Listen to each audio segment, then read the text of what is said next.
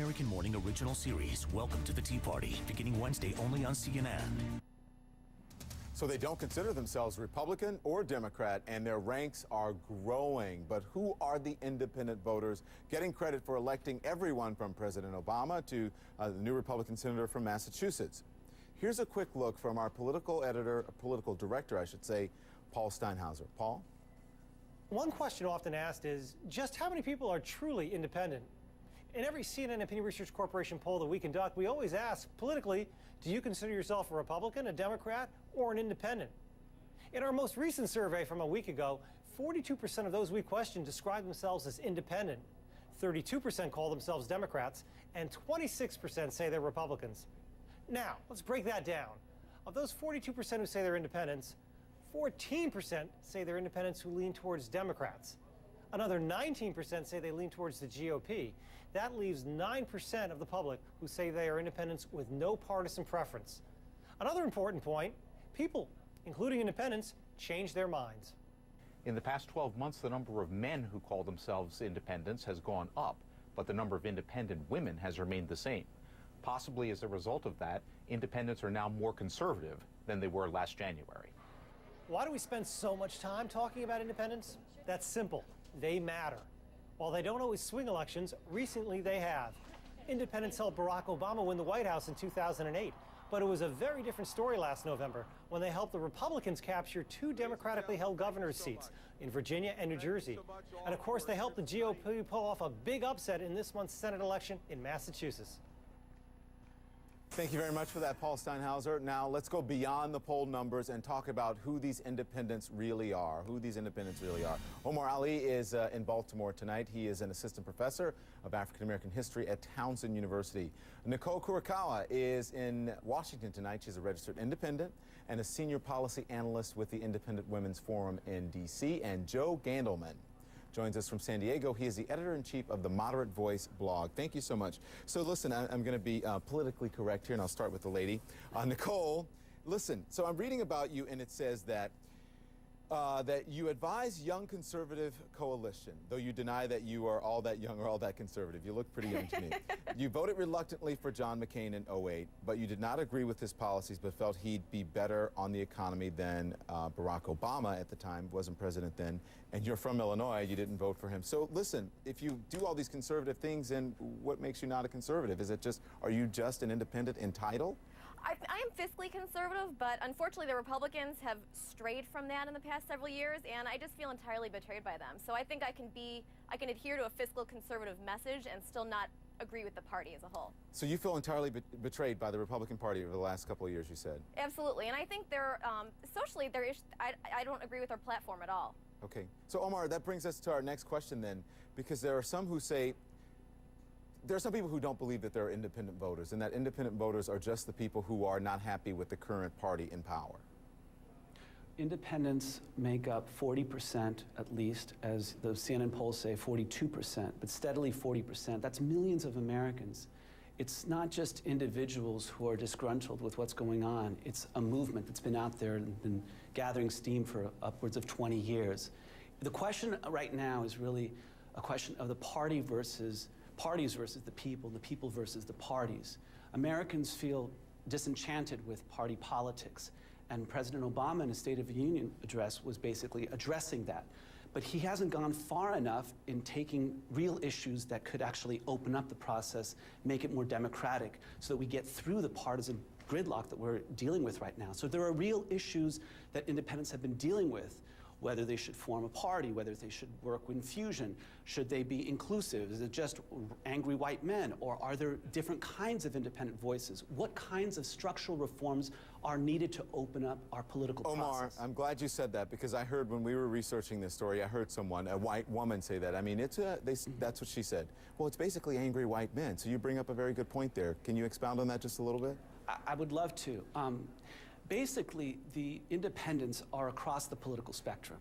They identify in all kinds of ways, fiscally conservative, socially liberal, whatever.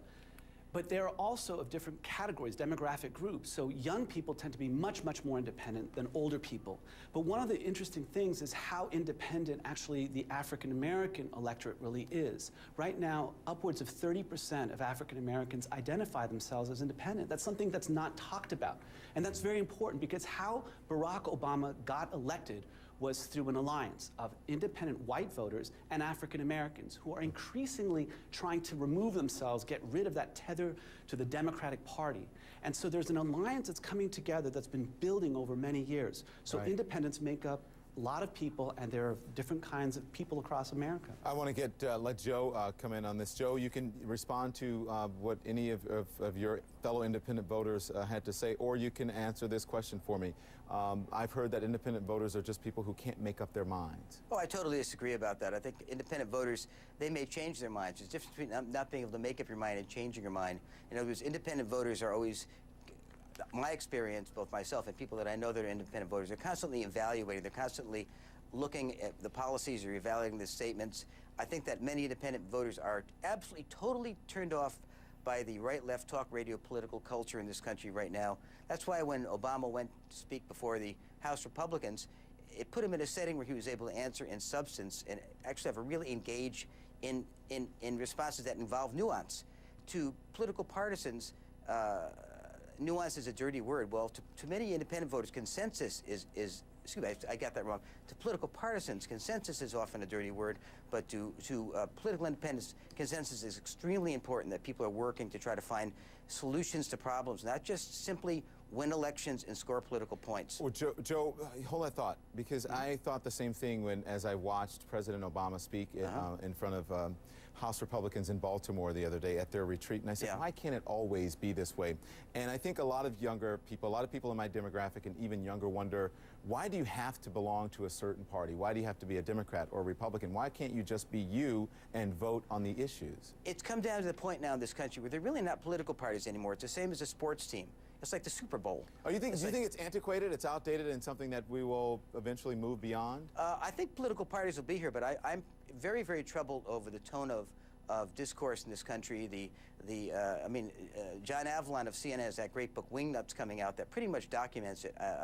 I think political parties will be here in the form that they're here right now, but you almost shudder when you project where political parties are now and the way they're heading, with the quality of debate, whether people are talking about substance, really trying to solve problems, or whether the whole point is to try to do a gotcha on a news cycle, particularly with the blogosphere, which is getting more and more important as people turn away from reading newspapers. It appears that way because everyone gets so focused on, I can't do this because that's what Republicans will do. I can't support this because that's what the Democrats will do, or because that's what Barack Obama supports. And it just seems sort of antithetical, getting anything solved, that nothing happens. So, Nicole, listen, Omar brings up a good point. He talked about African Americans. African Americans are usually pretty socially conservative on some issues, and especially issues that relate to God, gay marriage, and what have you, abortion, all those things are pretty conservative. He brings up a good point about how the president got elected. Even women now, I understand, becoming more independent voters, turned off by both parties. Absolutely. Unfortunately, I think there are a lot of issues that appeal to women across the board that the president is not addressing, though. I think we could start talking about transparency. That's an issue that appeals to everybody, and it's just an issue that has been dropped, unfortunately. I think people are absolutely sick of the partisan rancor, but women can be reached. Women need to be treated like every other voter. Women care about the economy. Women care about health care.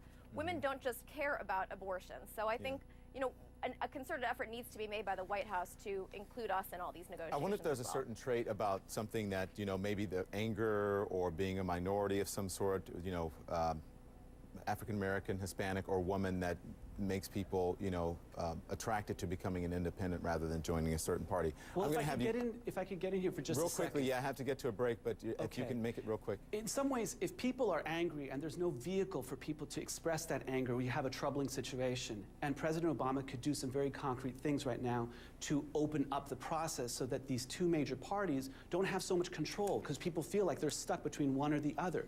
So you can have more open primaries across the country. You could include independents in the Federal Election Commission. There are very concrete things that President Obama could do beyond just stating that the partisan bickering is troublesome. And Omar Ali, thank you so much. That'll have to be the last word. Also, Nicole Kurokawa, and also Joe Gandelman. We appreciate it. I want you guys to come back. That was a very interesting conversation. I really like that. Would love to. Well, thank you very much. I want to tell you the curtain is about to go up on the Grammy Awards tonight. The excitement is growing. We're going to get you live to the red carpet.